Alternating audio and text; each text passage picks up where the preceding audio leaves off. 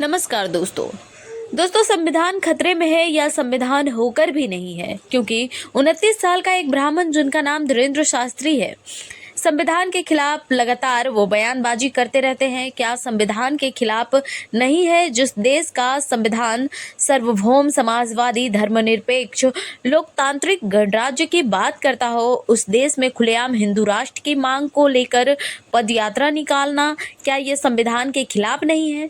धीरेन्द्र शास्त्री के पदयात्रा को सरकारी सुख सुविधा देना, क्या यह नहीं दर्शाता है कि सत्ता में बैठे लोग ही गैर संवैधानिक गतिविधियों को बढ़ावा दे रहे हैं?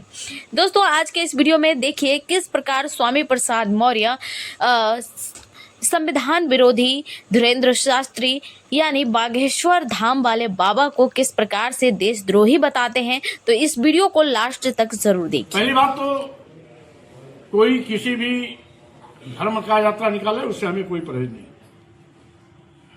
लेकिन हिंदू राष्ट्र की मांग को लेकर के अगर कोई यात्रा निकाली गई है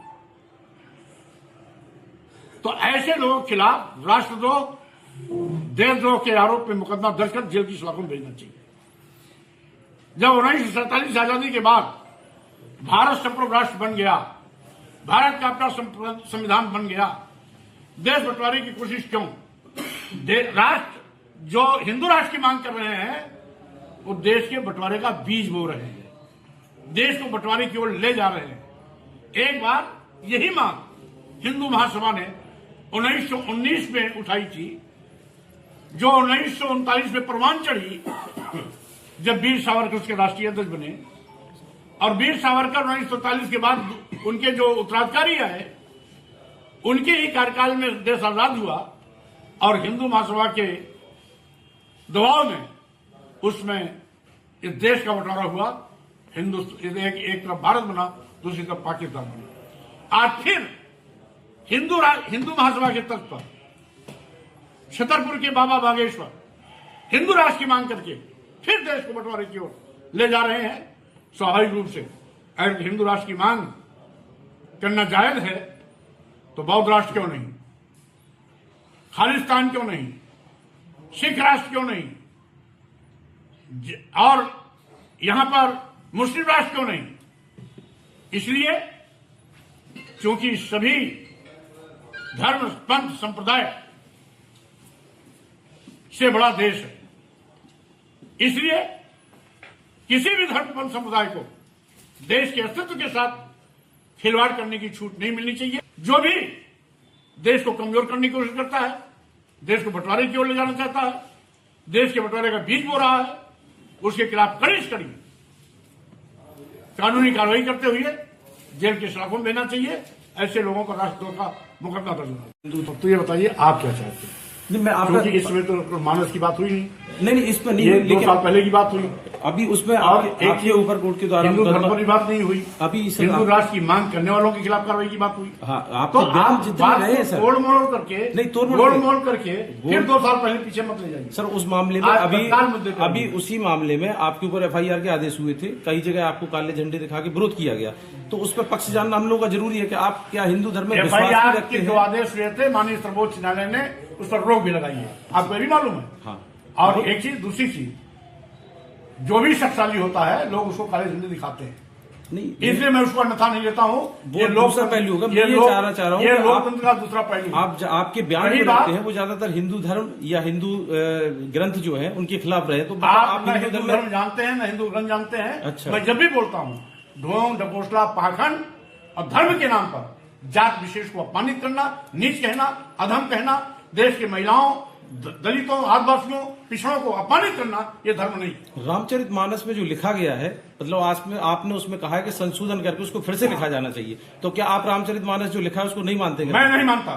ये अगर किसी दलित, आदिवासी, पिछड़े को गाली दी जाती है वो धर्म नहीं हो सकता, और इसके लिए मैंने प्रधानमंत्री, राष्ट्रपति को भी पत्र लिख के भेजा है, ऐसे हवा में नहीं बोला। इसीलिए जिस रामचरितमानस में जय बड़ाधम तेल कुम्हारा सुपच किरात कोल कलवारा, यानी जाति सूचक शब्दों को लेकर अधम कहा गया हो, ढोल गंवार शूद्र प्रश्नारी सकल ताड़ना के अधिकारी, देश की समस्त महिलाएं और शूद्र मारने पीटने के पात्र बताए गए। जहां दलित पूजे विप्र सकल गुणहीना और पूजन शूद्र गुण ज्ञान प्रवीणा, ये दोहरा जो मानदंड है ये धर्म नहीं है। और राम की बात करते हो, राम का एक आदर्श था जो हिलने के झूठे बैर खाए थे, निषाद को गले लगाया। बाबा तुलसीदास तो कल पैदा हुए थे, राम जी तो हजारों साल पहले पैदा हुए थे।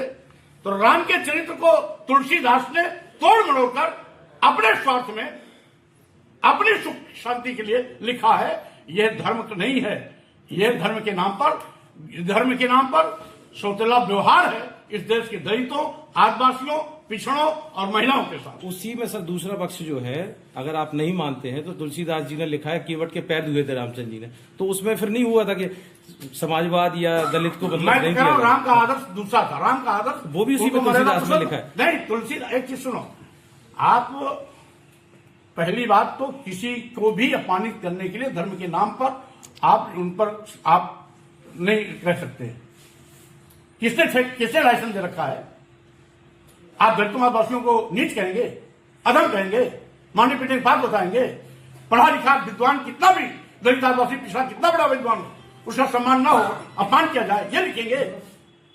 तो मैंने आपत्तिजनक टिप्पणियों, आपत्तिजनक चौपाइयों पर उंगली उठाया है, पूरी रामचरितमानस पर नहीं। दोस्तों, स्वामी प्रसाद मौर्य अंधविश्वास पाखंडवाद का पुरजोर विरोध करते हुए नजर आ रहे हैं। इस वीडियो में आप देख सकते हैं। और चिंता की बात यह है दोस्तों कि सत्ता पक्ष इस अभियान को रोकने की बजाय कहीं न कहीं इसे बढ़ावा दे रहा है।